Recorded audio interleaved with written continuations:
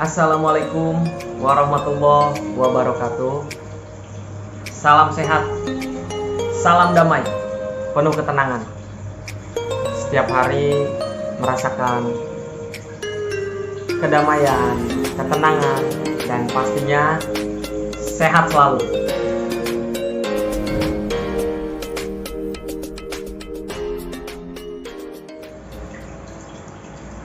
Halo sahabat, kembali lagi bersama saya.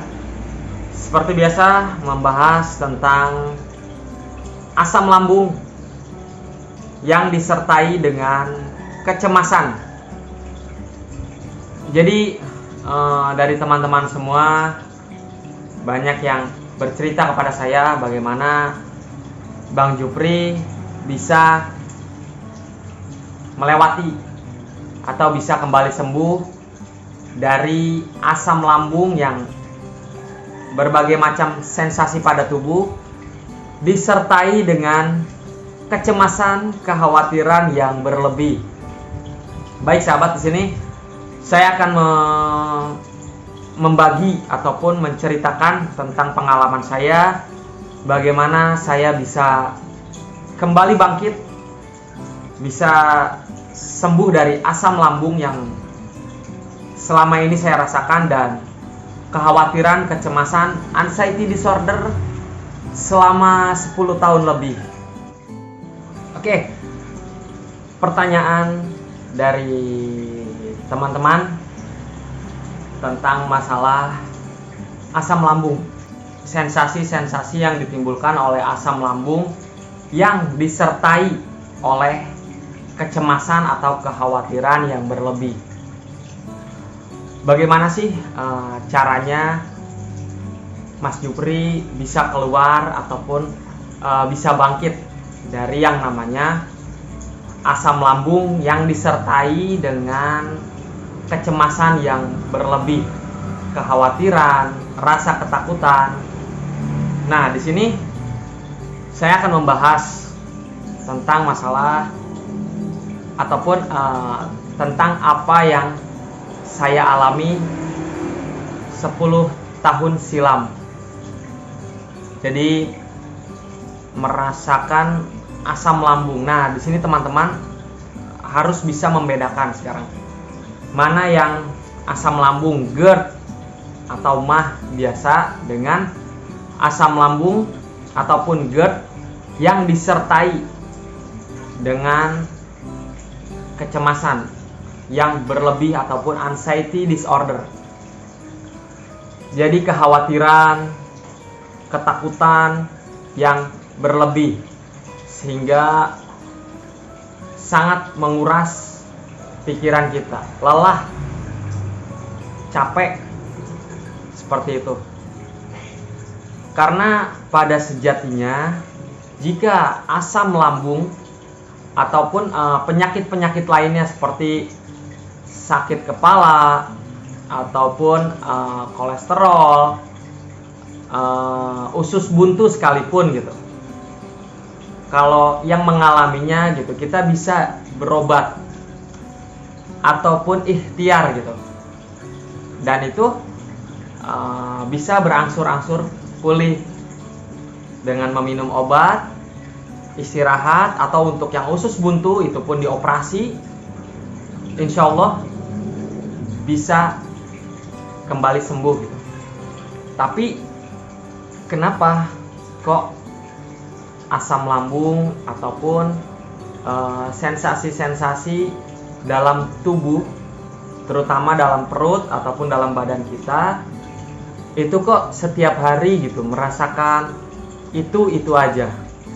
Jadi teman-teman ataupun saya pribadi juga dulu sudah melakukan pengobatan kemana-mana, baik medis ataupun lah pengobatan apapun itu gitu. Cuma kok tidak ada perubahan. Yang dirasakan tuh ya perut,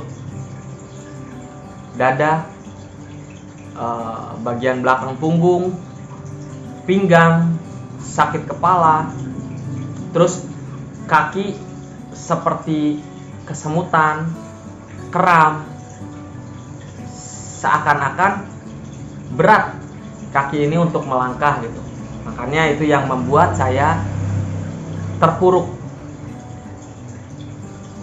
Berbagai macam obat ataupun ya terapi-terapi herbal, cuma kok saya nggak sembuh-sembuh gitu. Nah, mungkin ini jawaban untuk teman-teman semua. Saya pribadi, ini pengalaman saya gitu, agar bisa terlepas ataupun bisa kembali menikmati kehidupan ini tanpa merasakan sensasi-sensasi yang aneh-aneh. Jika teman-teman asam lambung disertai dengan kecemasan ataupun sensasi yang ditimbulkan akibat asam lambung ataupun akibat dari kecemasan itu sendiri, ya dulu yang saya lakukan adalah ketika saya tahu oh iya ini mah asam lambung, ketika saya cek ke dokter si A, beliau mengatakan ini hanya asam lambung. Lalu saya cek ke dokter B, mengatakan hanya asam lambung dan saya hanya dikasih obat asam lambung. Ketika saya tahu dari dokter spesialis dalam, jadi dokter spesialis dalam itu mengatakan lebih baik ke psikiater, karena di sini psikisnya yang kena gitu kan. Pikiran-pikiran negatif kita yang sejatinya yang menimbulkan yang bisa menimbulkan berbagai macam sensasi dalam tubuh gitu. Kenapa asam lambung dan rasa-rasa kesakitan di tubuh ini sulit untuk hilang gitu. Sempat stres waktu itu, sempat mengalami stres, terus sempat mengalami ya kebuntuan karena kok nggak sembuh-sembuh gitu. Saya sampai terbaring lama. Jadi ketika saya berobat ke medis, khususnya psikiater, saya mengikuti terus anjuran dokter untuk meminum obat, karena ya obat itu bisa membantu gitu kan. Dan ternyata mungkin cukup lama ya saya menderita. Jadi dirasa untuk diri saya, saya butuh pengobatan ataupun butuh terapi. Selain saya ke psikiater, saya juga melakukan terapi, jadi hipnoterapi. Jadi keduanya itu benar-benar sangat membantu saya gitu untuk keluar dari gangguan-gangguan kecemasan, kekhawatiran yang selama ini saya rasakan. Jadi yang saya lakukan adalah ketika asam lambung lama sekali tidak sembuh-sembuh, bahkan meminum berbagai macam obat-obatan, baik medis ataupun herbal. Tapi saya rasa kurang. Karena apa? Karena ketika yang saya potong adalah kecemasannya ataupun yang saya damaikan kekhawatiran dan kecemasannya itu, anxiety disorder saya, maka dari situlah awal kebangkitan saya gitu. Asam lambung tinggi, awalnya stres lah, stres. Terus stres ringan maupun berat itu bisa memicu asam lambung tinggi. Ketika asam lambung itu naik tinggi, akhirnya menghadirkan kecemasan dan kekhawatiran yang sangat tinggi. Rasa takut mati ataupun rasa takut memiliki penyakit berat. Nah, itu ketika kecemasan itu tinggi, dan akhirnya kembali lagi ke lambung kita. Lambung kita semakin memproduksi asam lambung yang pokoknya yang gak enak banget, sampai kerasa di kerongkongan, seperti ada yang mengganjal. Terus lidah terasa pahit, terutama lidah dalam ya, terasa pahit. Tak jarang juga sampai muntah gitu. Itu tuh rasanya pahit banget karena tingkat keasamannya sudah tinggi banget. Nah, dari situ ketika asam lambungnya naik tinggi kan timbul berbagai macam sensasi, seperti kaki kesemutan ataupun kerasanya seperti kram, kebas, baik tangan, belum lagi jantung yang berdebar-debar, mudah lelah, mudah capek. Ketika asam lambung itu naik sudah ke kepala, itu rasanya keleyengan, bukan main. Rasa keleyengan, sempoyongan, terus mata seperti ngeblur, sulit fokus. Yang paling berat yang saya rasakan adalah sakit pada kepala. Itu kalau udah sakit kepala disertai dengan keleyengan, mata ngeblur, itu udah panik banget. Karena menimbulkan kepanikan yang luar biasa, dan itu akan menjadi trauma kepada siapapun yang merasakan. Makanya para penderita anxiety disorder ataupun asam lambung yang berlebih disertai dengan kecemasan, itu mereka terpuruk, sulit untuk bangkit sendiri, terkecuali ada niat yang besar, dukungan dari keluarga,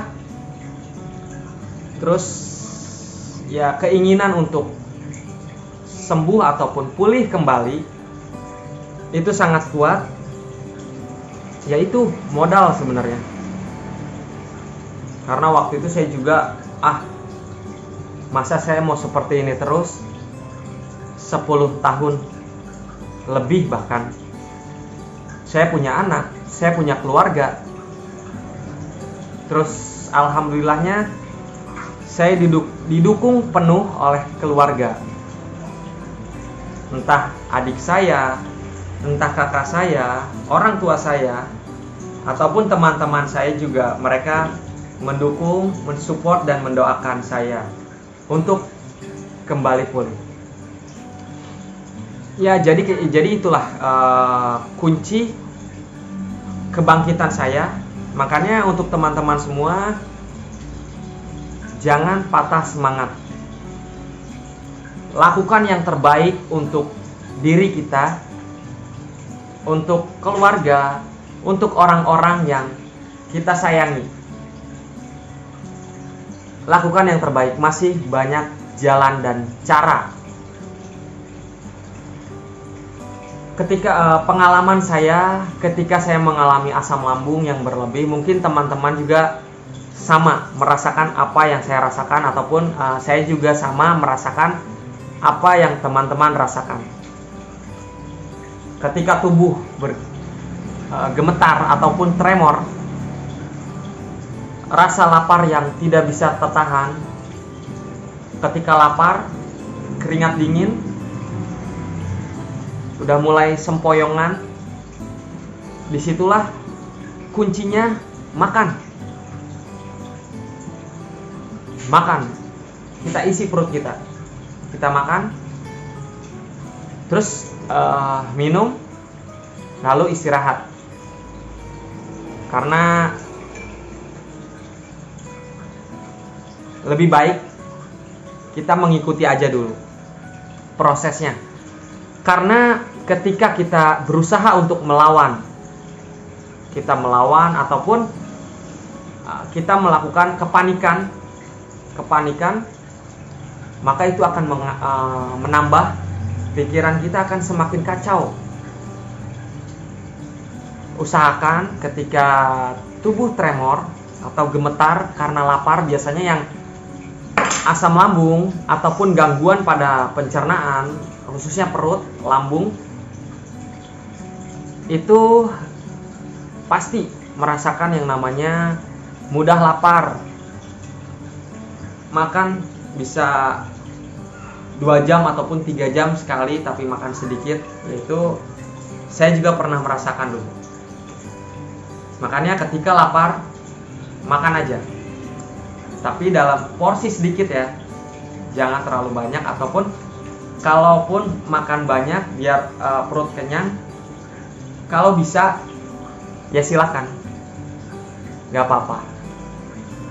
Karena yang saya lakukan adalah seperti itu. Jadi dalam masa penyembuhan ataupun recovery lambung gitu, pola pikir kita, terutama lambung dulu lah, lambung. Oke, dalam masa penyembuhan lambung saya juga sama seperti teman-teman. Saya mengontrol makanan apa aja yang sekiranya baik untuk lambung saya, ataupun untuk agar tidak merasakan tidak nyaman dalam perut. Untuk sementara saya memilih makanan yang aman dulu lah untuk lambung saya. Ketika saya sudah memilih jalan untuk hipnoterapi, ini saya jujur ya untuk teman-teman semua, karena ini pengalaman saya, ini langkah-langkah saya. Ketika saya memotong kecemasan saya, kekhawatiran saya, otomatis membangkitkan lagi kepercayaan diri saya atau mental block saya gitu. Kembali lagi kepercayaan diri saya, sudah percaya diri penuh, dan dibarengi dengan obat, baik obat lambung ataupun teman-teman yang sekarang sedang menjalankan pengobatan psikiater, dilanjutkan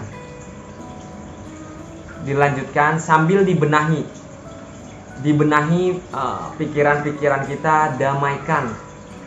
Banyak sekali audio terapi di YouTube. Waktu itu saya mendengarkan audio terapi Arya Surya Official. Saya mendengarkan karena jujur teman-teman, ketika mendengarkan audio terapi itu, saya rutin lakukan selama beberapa bulan. Saya mendapatkan ketenangan, kedamaian, dan yang pastinya kepercayaan diri saya berangsur-angsur membaik gitu. Saya kembali percaya diri, terus keyakinan saya untuk sembuh 90%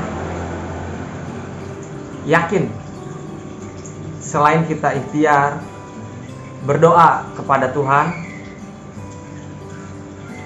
ya itulah kunci saya. Kok Bang Jupri bisa sih gitu kan. Waktu itu juga memang saya berpikir pasti, wah kalau saya gini terus saya nggak sembuh-sembuh, mau sampai kapan saya sembuh, kok setiap hari rasanya ini, dan ada aja sensasi baru gitu yang dirasakan. Pasti teman-teman berpikirnya saya nggak bakalan sembuh. Saya nggak bakalan sembuh karena orang di luaran sana ataupun keluarga saya, teman-teman saya, tidak satupun yang mengerti keadaan saya. Ternyata itu pemikiran yang kurang tepat gitu. Sekali lagi sahabat, banyak sekali orang yang mengalami, ataupun teman-teman saya atau di lingkungan kita yang mengalami anxiety disorder dan psikosomatis. Mereka kembali sehat, bisa beraktivitas kembali, walaupun mereka menyimpan data atau sisa-sisa ketakutan dan kecemasan, tapi mereka bisa mengendalikannya gitu. Lama kelamaan ya mereka pulih kembali. Jadi sekarang teman-teman udah tahu ya, yang mana asam lambung biasa ataupun dengan asam lambung yang disertai dengan kecemasan dan kekhawatiran tinggi, rasa ketakutan tinggi, anxiety disorder. Jadi ya,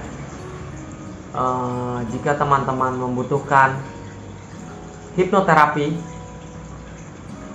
lakukan. Jika teman-teman membutuhkan pengobatan psikiater ataupun yang lainnya, silahkan, karena semua pilihan. Dan ada juga cerita dari teman saya gitu, ketika sudah bisa berdamai dengan kecemasannya, kekhawatirannya, rasa ketakutannya yang berlebih, ada juga yang asam lambungnya berangsur-angsur pulih gitu. Sensasi-sensasi dalam pikiran ataupun dalam tubuhnya itu berangsur-angsur membaik. Ada juga yang seperti itu ketika dia memotong kecemasannya atau kekhawatiran yang berlebih. Karena kecemasan dan rasa ketakutan itu ada dalam pikiran kita, jiwa kita. Makanya kenapa saya sering menganjurkan untuk perbanyak mendengarkan audio terapi, itu untuk ketenangan. Selain untuk ketenangan, kata-kata afirmasinya ataupun motivasinya itu yang bisa membangkitkan semangat kita, rasa kepercayaan diri kita. Itu yang saya lakukan, teman-teman. Jika sejatinya teman-teman merasakan dalam pikiran ataupun jiwanya yang bermasalah, ya maka yang perlu kita benahi pola pikir kita. Karena asam lambung, parah atau tidaknya asam lambung, itu tergantung dari diri kita sendiri. Yang perlu dikoreksi adalah stres. Saya stres nggak ya dalam menjalani keseharian kehidupan saya, dari mengurus anak, dari perekonomian, terus dari lingkungan keluarga. Sering mengalami stres ringan yang hampir tidak disadari oleh kita. Dan gak taunya rasa stres itulah, rasa stres itu yang semakin lama menumpuk dan menumpuk, akhirnya mengganggu jiwa kita ataupun fisik kita gitu, yang mengganggu keseharian kita. Muncullah berbagai macam penyakit ataupun rasa-rasa gak nyaman dalam tubuh kita, yang paling banyak diserang oleh stres ataupun kekhawatiran, rasa ketakutan adalah pencernaan ataupun lambung kita. Sering terasa sakit, sesak, begah, ulu hati sakit. Yaitu akibat stres. Karena ketika kita stres ringan aja, asam lambung stres ringan, maka itu kontak langsung dengan lambung kita gitu. Itu akan memproduksi asam lambung yang banyak. Makanya banyak medis ataupun terapis sekalipun gitu, dan saya sendiri menyarankan untuk kurangi stres. Karena ketika udah stres, memicu emosional yang tinggi yang meledak-ledak. Nah, itu yang akan menimbulkan banyak kerugian pada diri kita. Jadi memang di sini butuh proses penerimaan, ketenangan, dan yang terpenting adalah ikhtiar. Ikhtiar yang terbaik untuk diri kita. Semua kita hadirkan dalam diri kita tanpa ada dorongan ataupun tanpa ada paksaan. Itu murni keinginan diri kita, murni keinginan saya bisa, saya pasti sembuh. Itu juga modal. Karena kalau hasil dari pemaksaan, biasanya di diri kita ataupun dalam pikiran kita ada penolakan. Maka ada keraguan-raguan. Disitulah kenapa sulit terlepas ataupun sulit terbebas dari berbagai macam sensasi yang sejatinya membuat diri kita terpuruk. Ketika kecemasan saya sudah bisa dikendalikan ataupun kekhawatiran saya, rasa ketakutan yang berlebih sudah bisa dikendalikan, maka perlahan timbul kepercayaan diri saya. Di situ saya mulai mencoba memakan makanan sedikit demi sedikit yang dulu pernah saya pantang gitu. Saya makan ini sedikit saya cicipin dengan rasa percaya diri gitu, dan sedikit rasa cuek. Apapun yang terjadi dalam diri saya, apapun yang saya makan, ini akan menyehatkan saya. Saya mensugestikan diri saya seperti itu. Dan pada akhirnya saya makan, tidak ada terjadi apa-apa. Karena kekhawatirannya sudah bisa didamaikan. Akhirnya saya makan, besok saya ulangi lagi, dan besok saya ulangi lagi. Sama prosesnya seperti mental block. Semisal saya takut ke daerah tertentu, ataupun saya takut ke tempat yang biasa saya nongkrong, ataupun saya main, ataupun saya bekerja. Sedikit demi sedikit saya melatih kembali dengan penuh percaya diri, karena kekhawatiran saya sudah bisa didamaikan gitu. Oke, saya lakukan itu terus. Saya bepergian jarak dekat dulu, terus sehari, 2 hari, saya lakukan terus. Lama kelamaan terbiasa kembali. Nah, itu cara saya gitu. Karena kan saya bisa dikatakan cukup parah waktu itu.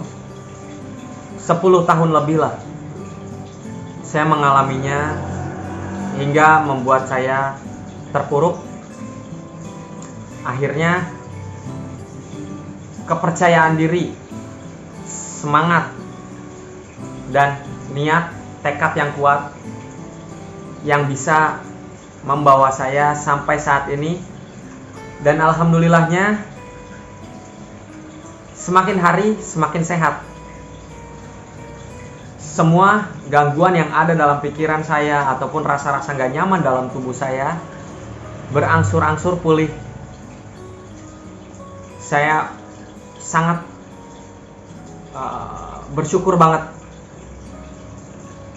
Dan di sini juga saya mendoakan teman-teman semua agar teman-teman semua tidak mengalami kebuntuan atau keputusasaan.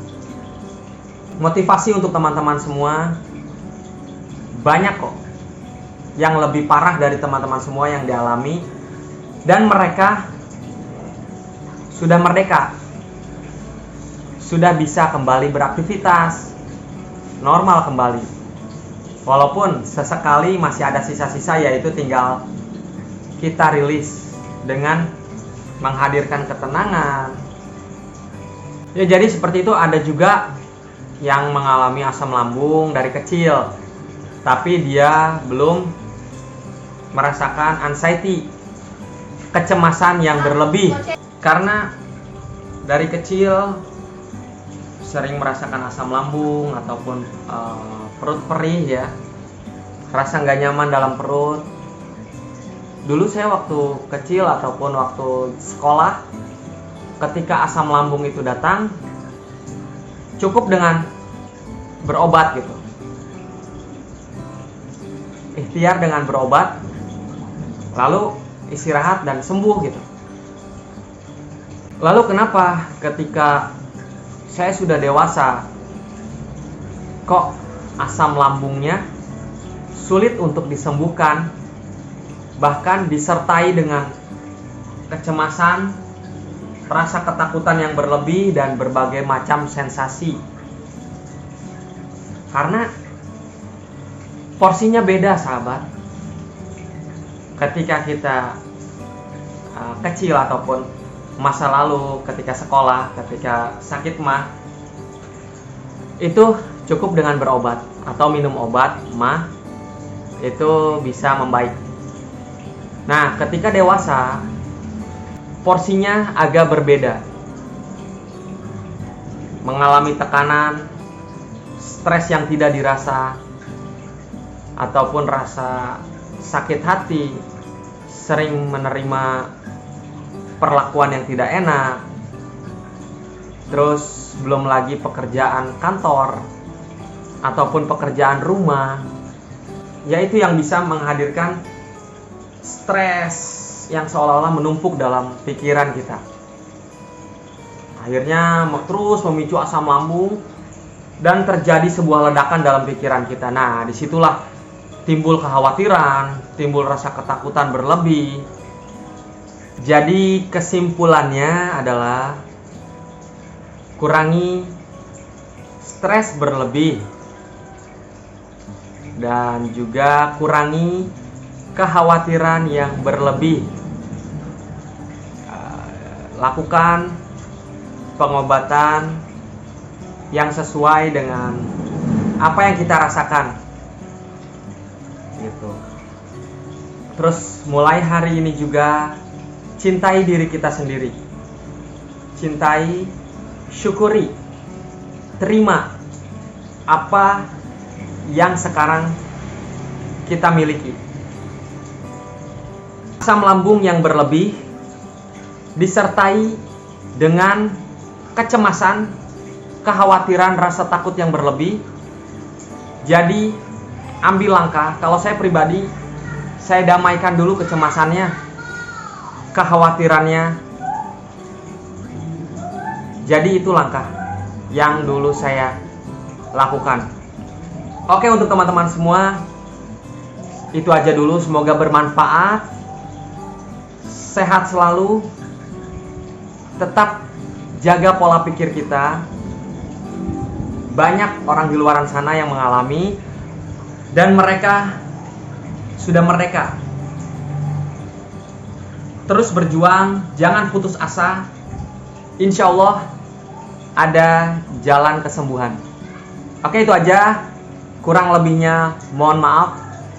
Semoga teman-teman semua tetap semangat, dan assalamualaikum warahmatullahi wabarakatuh.